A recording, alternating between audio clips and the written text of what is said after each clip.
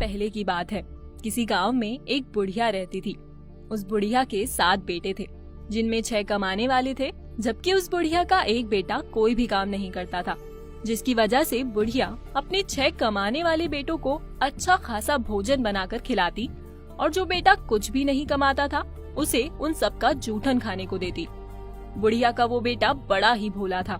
एक दिन की बात है, बुढ़िया का वो बेटा अपनी पत्नी से बोला, तुम देखती हो ना कि मेरी माँ मुझसे कितना प्रेम करती है। जब मेरे सभी भाई खा लेते हैं तब माँ मुझे अकेले में खाना खिलाती है। अपने भोले भाले पति की बात सुनकर वो बोली, हाँ क्यों नहीं, सबका जूठन तुमको खिलाती है। पत्नी की बात सुनकर उसको विश्वास नहीं हुआ और वो बोला, माँ मेरे साथ ऐसा नहीं कर सकती। तब उसकी पत्नी बोली, देख लोगे तब तो विश्वास होगा। उसके बाद एक दिन बुढ़िया का वो बेटा सच जानने के लिए सिरदर्द का बहाना बनाकर रसोई में ही चादर ओढ़कर सो गया। कुछ देर बाद उसने देखा कि उसके 6 भाई भोजन करने आए हैं और माँ उन सभी को सुंदर आसन पर बिठाकर कई प्रकार के स्वादिष्ट भोजन परोस रही है और वो सभी बड़े ही चाव से खा रहे हैं। माँ बार बार उन लोगों से और लेने का आग्रह कर रही है। उसके बाद उसने देखा कि जब उसके 6 भाई खाना खाकर चले गए तो उसकी माँ ने उन सभी का जूठन एक पत्तल पर परोस दिया। फिर उसे उठाते हुए बोली, बेटे सभी खाकर चले गए हैं, अब तू ही बाकी है, आजा तू भी खाना खा ले। माँ के इस कार्य को देखकर उसका मन दुखी हो गया। फिर वह माँ से बोला, माँ मुझे भोजन नहीं करना है, अब मैं परदेश जा रहा हूँ। उसकी बातें सुनकर माँ बोली, कल के बदले तू आज ही परदेश चला जा।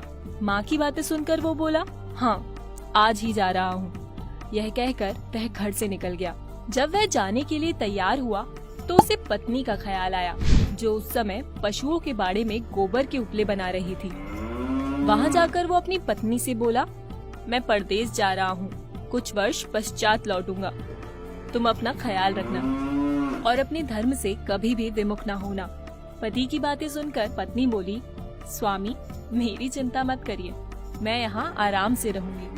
बस परदेश में आप अपना ध्यान रखिएगा, परंतु जाने से पहले अपनी कोई निशानी मुझे दे दीजिए, जिसके सहारे मैं आपके बिना रह लूंगी। तब वो बोला, मेरे पास तो कुछ नहीं, बस यह अंगूठी है, लो यह रख लो और अपनी भी कुछ निशानी मुझे दे दो। तब उसकी पत्नी बोली, स्वामी मेरे पास देने को कुछ भी नहीं है, गोबर सना यह हाथ है। यह कहकर उसने अपने पति की पीठ पर गोबर के हाथ की थाप मार दी। उसके बाद वह चल दिया।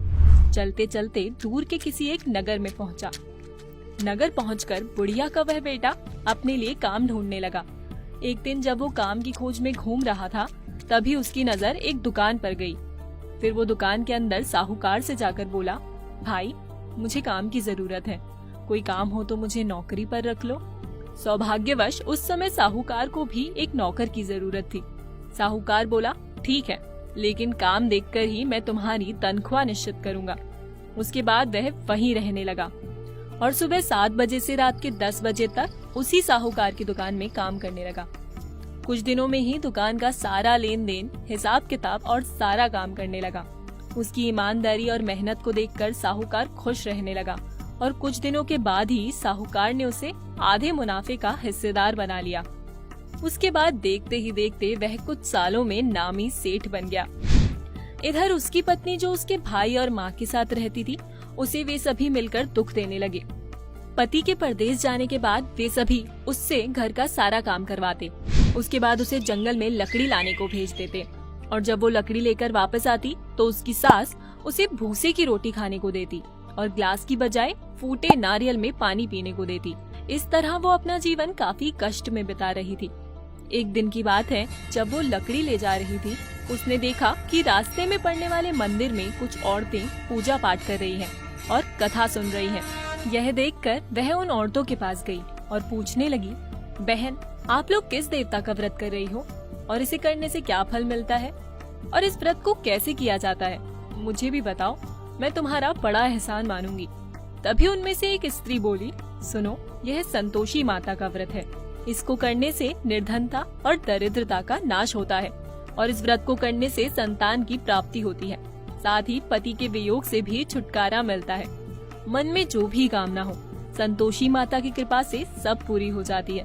तब उसने उससे व्रत की विधि पूछी। तब वह स्त्री व्रत की विधि बताते हुए बोली, 1.25 आने का गुड़ और चना लेना, प्रत्येक शुक्रवार को निराहार रहकर कथा सुनना, सुनाने वाला कोई न मिले तो घी का दीपक जलाकर और उसके आगे जल के पात्र को सामने रखकर कथा कहना और कार्य सिद्ध हो जाने पर व्रत का उद्यापन करना।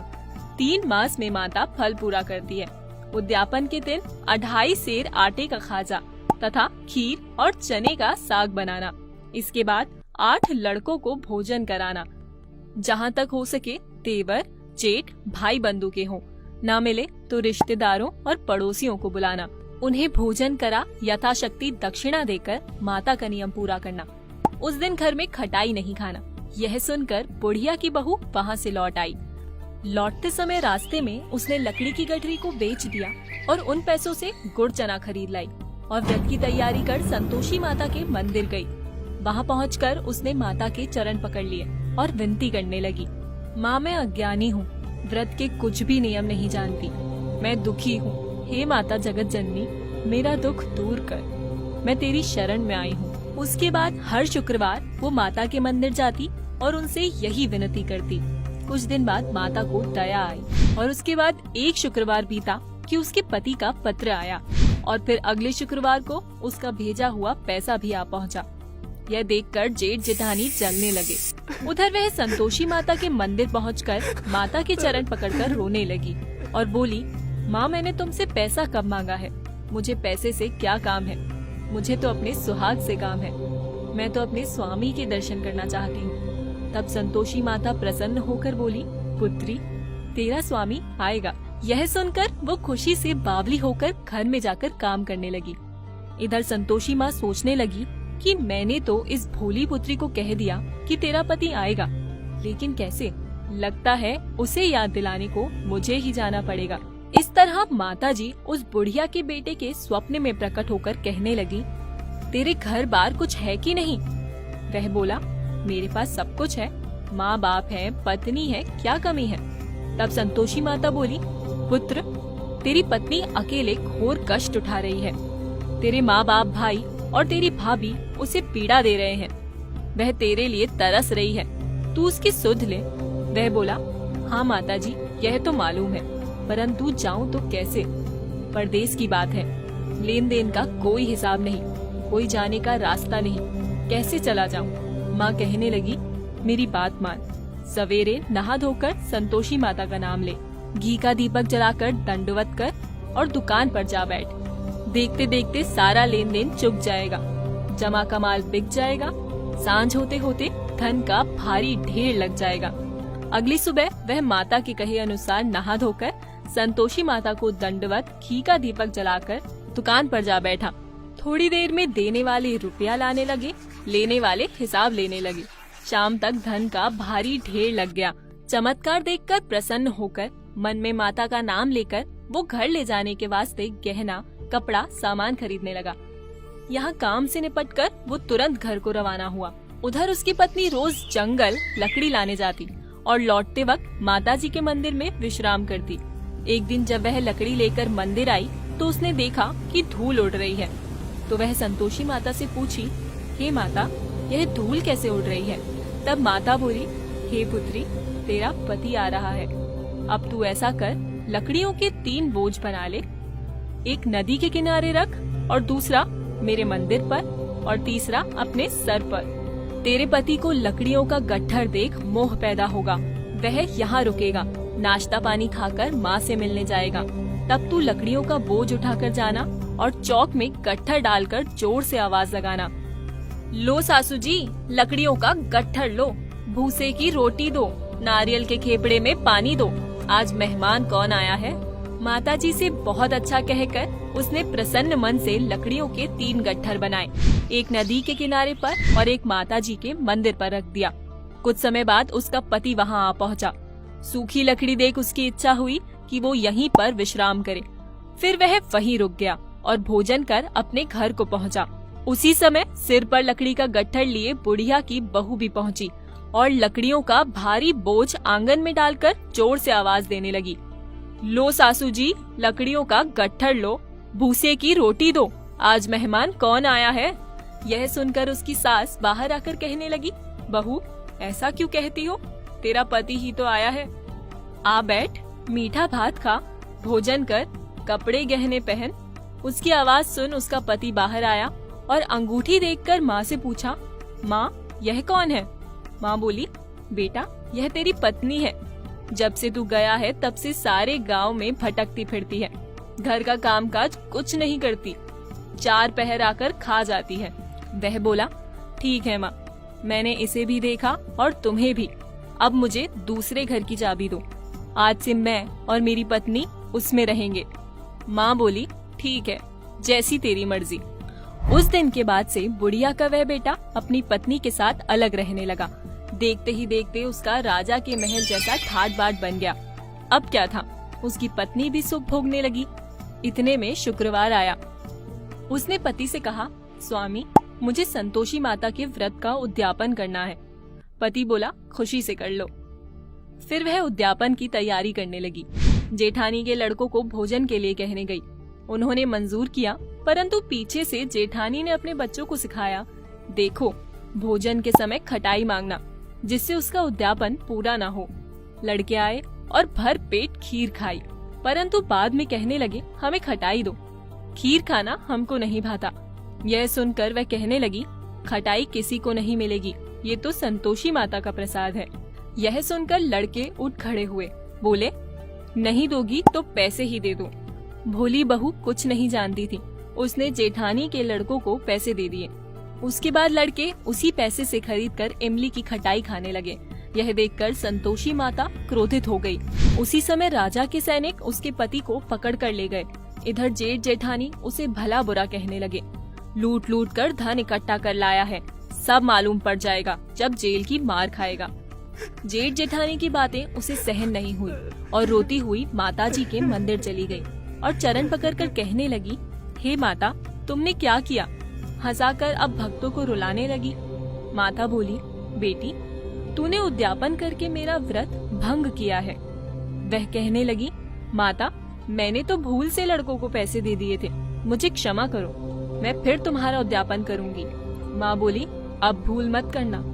वह बोली, माता अब भूल नहीं होगी। अब बतलाओ वो कैसे आएंगे। माँ बोली, जा पुत्री, तेरा पति तुझे रास्ते में आता मिलेगा। वह निकली, राह में पति आता मिला। उसने पूछा, कहाँ गए थे। वह कहने लगा, इतना धन जो कमाया है उसका टैक्स राजा ने मांगा था, वह भरने गया था। वो प्रसन्न होकर बोली, भला हुआ, अब घर को चलो। कुछ दिन बाद फिर शुक्रवार आया। वो बोली, मुझे फिर माता का उद्यापन करना है। पति ने कहा, करो। बहू फिर जेठ के लड़कों को भोजन को कहने गई। जेठानी ने 1-2 बातें सुनाई और सब लड़कों को सिखाने लगी, तुम सब लोग पहले ही खटाई मांगना। लड़के भोजन से पहले कहने लगे, हमें खीर नहीं खानी, कुछ खटाई खाने को दो। वह बोली, खटाई किसी को नहीं मिलेगी, आना हो तो आओ। फिर वह ब्राह्मण के लड़कों को भोजन कराने लगी।